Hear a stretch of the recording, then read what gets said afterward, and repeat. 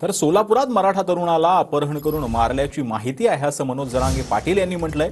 जर तसं झालं असेल तर हिशोब होणार असं जरांगे पाटलांनी राजेंद्र राऊतांना हा इशारा दिलेला आहे। तरुणाच्या अश्रूंचा बदला म्हणून पूर्ण सरकार घालवणार असं देखील मनोज जरांगे पाटील यांनी म्हटलंय।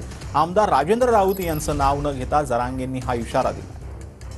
मला आता होळजवळ आल्यावर एक बातमी कळाली, आपल्या मराठा समाजाचं पोटतिडकीनं काम करणाऱ्या एका पोराला अपहरण करून त्यांनी नेलं, मरणाचं हल्ला असं मला कळालं।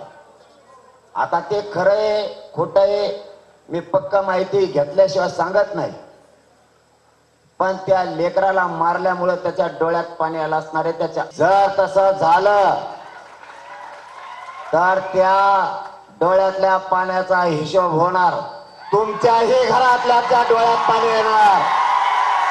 तुला आणखीन तरी सांगतो, तू नीट राह। जर ते खरं असेल तर त्या सोलापूरच्या माननीय SP साहेबाला आणि कलेक्टर साहेबाला या केज नगरीतूनच सांगतो, देवेंद्र फडणवीसांना सुद्धा सांगतो, तुम्ही आमच्या अंगावरती त्याला घातलंय। जर त्या पोराची चौकशी होऊन जर याला अटक नाही केलं तर मी त्या पोराच्या डोळ्यातल्या पाण्याचा बदला म्हणून तुमचं पुरं सरकार घातल्याशिवाय शांत नाही बसणार। जर का मराठ्यांच्या पोराचा संयम सुटला, हे आमदार फंदार हे तर सोडूनच द्या, पण तुम्हाला सुद्धा महाराष्ट्रात हे मराठी राहू देणार नाही।